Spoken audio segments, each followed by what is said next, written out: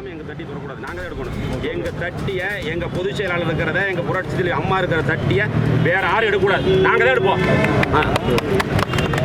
Municipality வண்டியில் ஏற்றுறதுக்கு என்ன இதா சொல்ல, நாங்கள் எடுத்துக்கிறோம். சட்டம்னா எல்லாத்துக்கும் ஒன்று தானே, அதை முதல்ல கரெக்ட் பண்ணுங்க.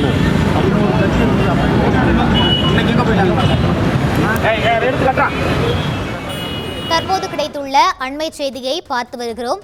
கரூரில் எடப்பாடி பழனிசாமியை வரவேற்று வைக்கப்பட்ட பேனர்களை அகற்றுவதற்கு எதிர்ப்பு தெரிவித்து அதிகாரிகளுடன் முன்னாள் அமைச்சர் எம்.ஆர். விஜயபாஸ்கர் வாக்குவாதத்தில் ஈடுபட்டார்.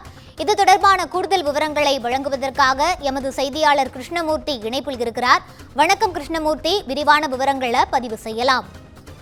நிச்சயமாக கரூர் மாவட்டத்திற்கு வரும் 25ஆம் தேதி மற்றும் 26ஆம் தேதிகளில் எதிர்க்கட்சி தலைவரும் அதிமுக பொதுச் செயலருமான எடப்பாடி பழனிசாமி அவர்கள் கரூர் மாவட்டத்தில் உள்ள பல்வேறு இடங்களில் பிரச்சாரம் மேற்கொள்ள உள்ளார். அதில் 4 இடங்கள் கரூர் மற்றும் வேலாயுதம்பாளையம், தரகம்பட்டி மற்றும் தோகமலை ஆகிய 4 இடங்களில் சட்டமன்ற தொகுதிக்குட்பட்ட பகுதியில் பிரச்சாரம் மேற்கொள்ள உள்ளார். மக்களை காப்போம், தமிழகத்தை மீட்போம் என்ற சுற்றுப்பயணம் மேற்கொள்ள உள்ளார். கரூர் மாநகராட்சிக்குட்பட்ட வேலுச்சாமிபுரம் பகுதியில் அவர் பேச உள்ள நிலையில் அதற்கான முன்னேற்பாடுகள் நடைபெற்று வருகிறது. எடப்பாடி பழனிசாமி வரவேற்கும் விதமாக அதிமுக நிர்வாகிகள் டிஜிட்டல் பேனர்களை ஆங்கங்கே வைத்துள்ளனர். அதன் ஒரு பகுதியாக கரூர் கோவை சாலையில் உள்ள பெட்ரோல் பங்க் முன்புறமாக சாலை ஓரத்தில் டிஜிட்டல் பேனர் வைக்கப்பட்டுள்ளது.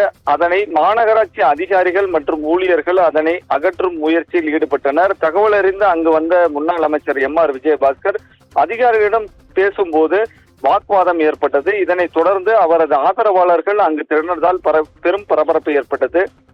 கரூர் மாநகர பகுதியில் சுவர் விளம்பரம் திமுக சார்பில் முப்பெரும் விழாவிற்காக டிஜிட்டல் பேனர்கள் சுவர் விளம்பரங்கள் செய்யப்பட்டன.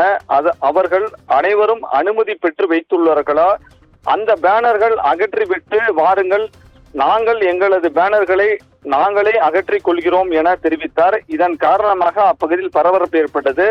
மாநகராட்சி அதிகாரிகள் மற்ற டிஜிட்டல் பேனர்களை எடுத்துவிட்டு வாருங்கள், அதிமுக வைத்துள்ள பேனர்களை அகற்றி விடுகிறோம் என மாநகராட்சி அதிகாரிகளும் கூடியதால் அப்பகுதியில் பெரும் பரபரப்பு ஏற்பட்டது. அதன் பிறகு போலீசார் பேச்சுவார்த்தையில் ஈடுபட்டு அங்கிருந்து கலைந்து சென்ற எம்.ஆர். விஜயபாஸ்கர். விவரங்களை வழங்கியமைக்கு நன்றி கிருஷ்ணமூர்த்தி.